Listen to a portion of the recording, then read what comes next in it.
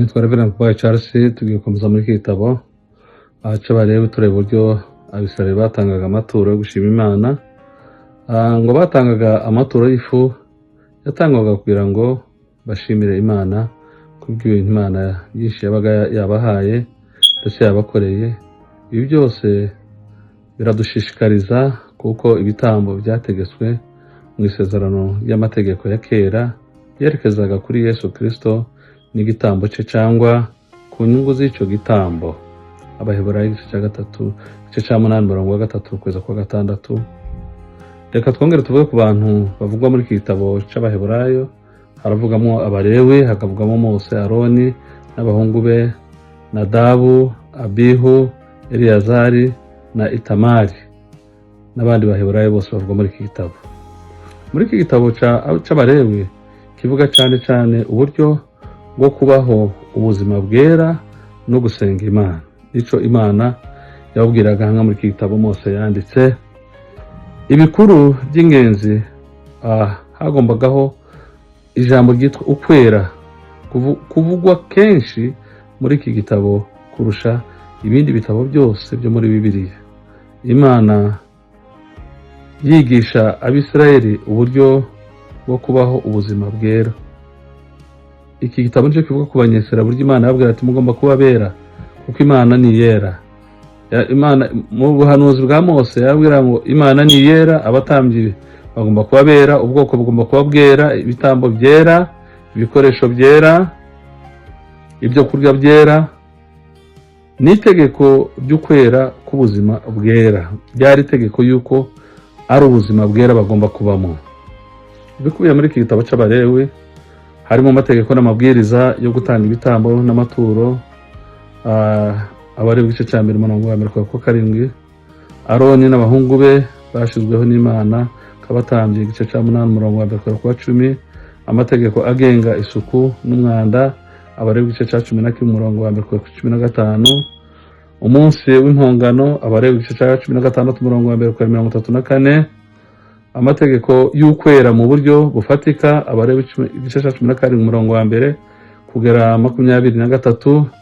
Iminsi mikuru yategetswe n'ibindi bintu. Abalewi igice cya 22 23 kugera umurongo wa 1 kugera 24. Imyaka yihariye. Abalewi igice cya 25 umurongo wa 1 kugeza kuri 55. Ibintu byo gukora kugira ngo umuntu yemererwe imigisha y'Imana. Abalewi igice cya 26 umurongo wa 1 kugera 27. Kimwe n'ibindi bitambo byose bya Bibiliya kigomba gusomwa mu buryo bw'amateka y'agakiza kugira ngo iki gitabo gisobanuke kivuga uburyo Imana abantu bagomba gukorera Imana bagenda mu murimo wayo ari abera.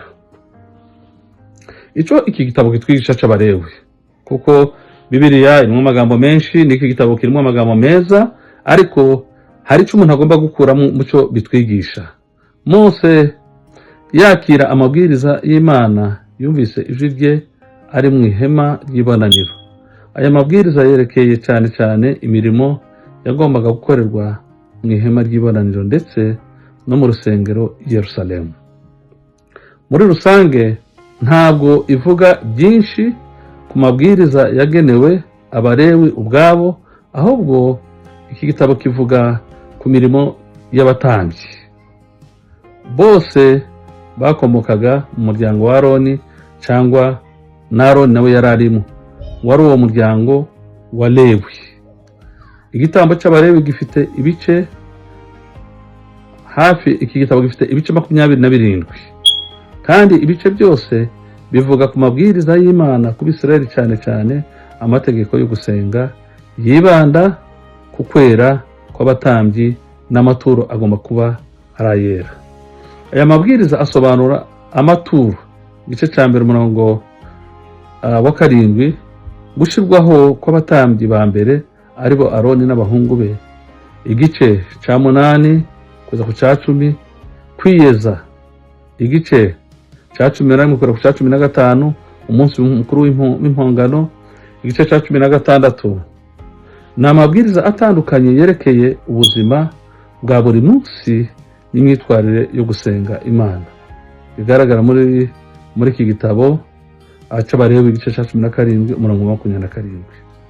Dukurikije iki gitabo, umuryango wa Lewi niwe wonyine wemerewe gukora imihango, kandi muri bo abatambyi buzuye gusa bakomokaga kuri Aroni, kuko Mose yashizeho Aroni n'abahungu be kuri uyu murimo. Abalewi igice cya 8 umurongo wa 6 kugeza 13.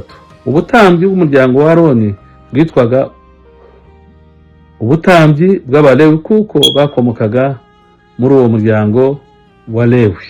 Kubera uyu murimo, Abalewi ntibahawe igice cy'ubutaka bwera, ahubwo Imana ubwayo niyo yari umugabane wabo, ariko ishanga ryose ryagombaga kuba ryera bitewe n'umubano waryo n'Imana, kuko bagomba kugira umubano mwiza n'Imana. Abalewi igice cya 19 umurongo wa 1. Buhoro buhoro ibisobanuro by'ubu butagatifu byasobanuwe ko atari ukwirinda gusa imihango mibi, ahubwo no gushingira ku myitwarire iboneye. Bagomba kugira imyitwarire iboneye myiza ishimishije Imana, kuko Imana ni yera, n'ibitambo byagombaga kuba ibyera, nabo bagombaga kuba abera.